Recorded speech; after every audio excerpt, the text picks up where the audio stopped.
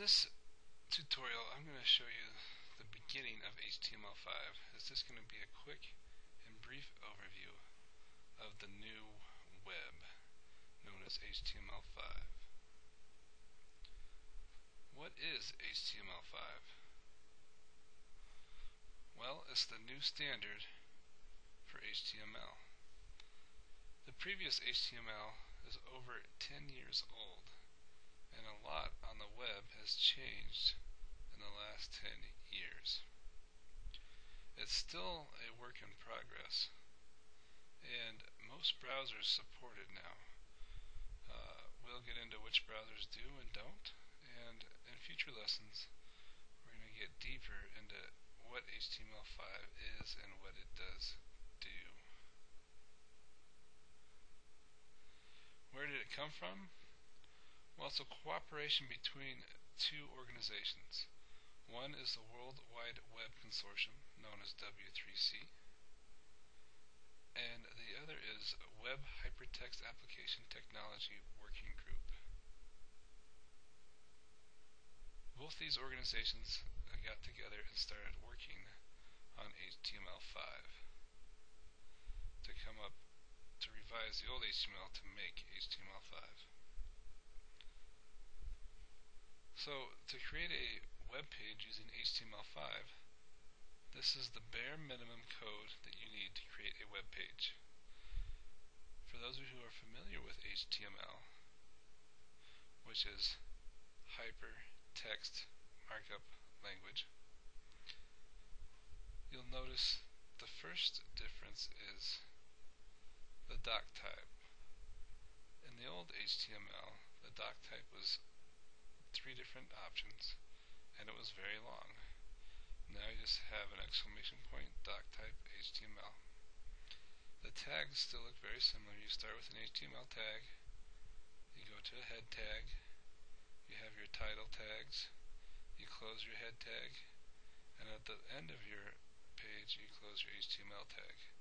You still have your body tags, and a lot of the tags have stayed the same, but like I've said, in future lessons we'll show you some of the tags that have changed between HTML and HTML5. Some of the new features with HTML is the way it renders video.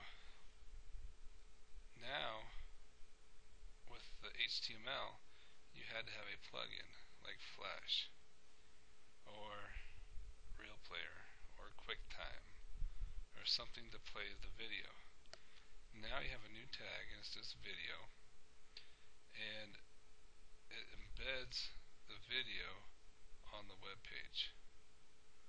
So it makes it much easier to view videos on the web page from any device. So let's look at an example.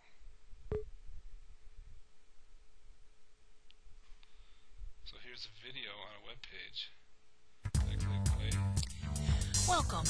There's a new sport in town making during our build season. So here's the video. You don't have to load a different player.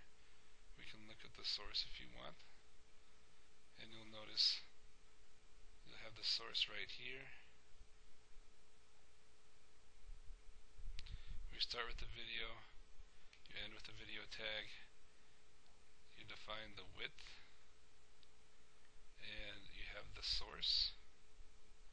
This is an MP4, and if your browser doesn't support MP4s, it will give you a message saying your browser does not support this.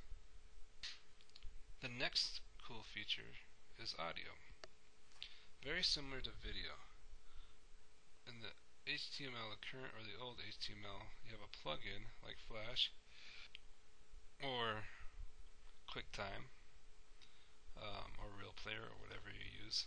But now you have HTML5 that defines a new element, which again embeds the audio file on the web page, and you have the audio tag. So let's look at an example. So this is from the W3C. We have the audio. Here's the code for the audio. You start with audio, end with audio. Again, you have the source, and notice on this one we have two different sources, one with the OGG and the one with the MP3. This is two formats that most web browsers will recognize for the audio.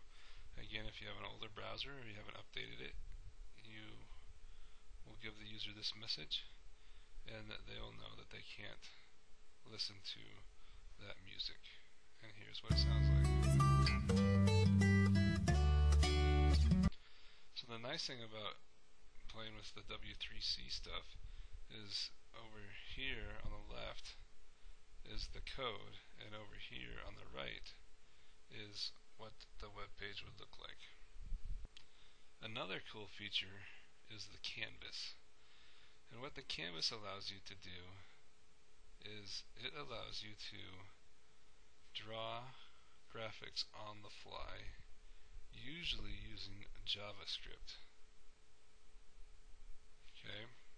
Canvas, the tag, is the container for the graphics. So you have to use a script to draw those graphics. So a canvas is a drawable region defined in HTML with a height and width attributes. And with a canvas, there's several different things you can do. You can draw a path, a box, a circle, characters, or you can use it to add images. So let's look at an example. Again, at W3C, you have the code. So here's the entire code. Notice you define the canvas first, and then you have the script. If we look at the script, this last line tells you it's a rectangle with the coordinates starting at 0, 0, 5, 150, and 75. Again, we'll get into more detail about what all this means, but if you look here on the right, here's the canvas, and here's the rectangle we drew with inside the canvas. What the canvas really helps you with is it lets you do graphics on the fly. You don't have to have a graphic editing software. Next cool feature, and one of my favorites, is drag and drop. Drag and drop allows you to drag something to a different location. Okay, now the drag and drop is part of the standard, and any element is draggable. There's two examples I want to show you. The first one is again through W3C Schools, and you can see the entire code over here on the left. If we look on the right, we can grab the W3C Schools, and notice there's a plus sign, and we drop it in the box. The other example is playing tic-tac-toe. So you have to allow the block content, but now you can take any element on the web page and play tic-tac-toe.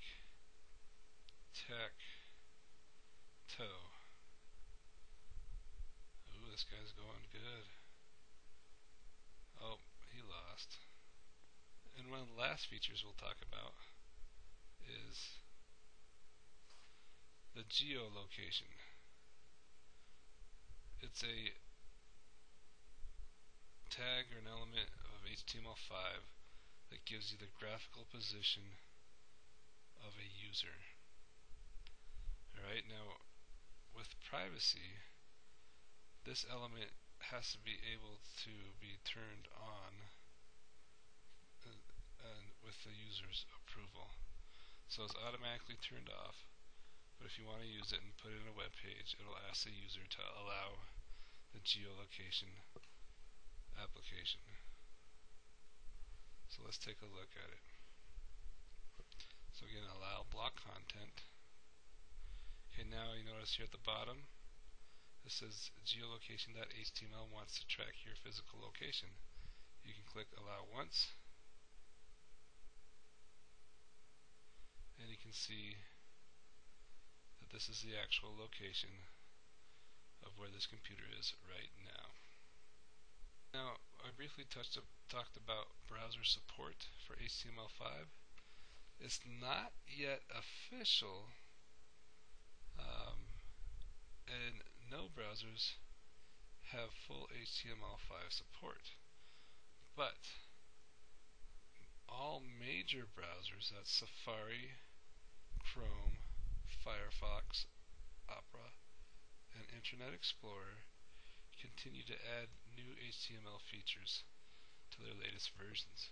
So this is why it's important when you see an update for your internet browser to update it so you can make sure that your browser supports the latest and greatest from HTML5. Alright, in review, here's a good little video that takes us through HTML5. So, if you've been paying attention to chatter on the internet these days, especially geeky chatter, you may have heard the term HTML5. Well, what is that? HTML stands for, forget it. But it's the behind-the-scenes coding language that makes us able to see stuff online. Since the original HTML was invented with the web over 20 years ago, it has gone through many updates, but it's been more than a decade since the last one, and in web terms, that's pretty much forever. I mean, like 10 years ago, we all still loved our digital watches. Oh, wow! A calculator! So HTML has been a few steps behind changes on the web for quite some time. For example, when video came along, there was no way to integrate it naturally into HTML, so different companies developed their own video players to work around it. These worked okay, but they were all external plugins, meaning that you had to download them, and this was, well, annoying and potentially risky. HTML5 is adding capabilities to deal with this stuff, like video, right into its code, so that plugins hopefully won't be necessary. And there's plans to add a bunch more cool stuff that previously was tricky or even impossible to implement with HTML alone. The overall hope is that someday it will create a standard, consistent web experience across all devices and browsers. HTML5 is still being developed, and as of early 2012 isn't 100% finalized, but the browsers are starting to implement some of its features, and together they are working hard to get HTML5 fully ready for, someday in the future.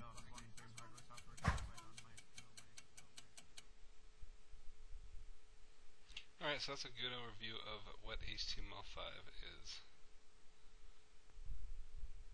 And here are two great resources. The first one is the W3C Schools, and if you go here I'll give you a tutorial on HTML5. And the last one is reference to the video that we just watched. You know, you always got to make sure you cite where you get your information. Thank you for your time. We'll see you next time.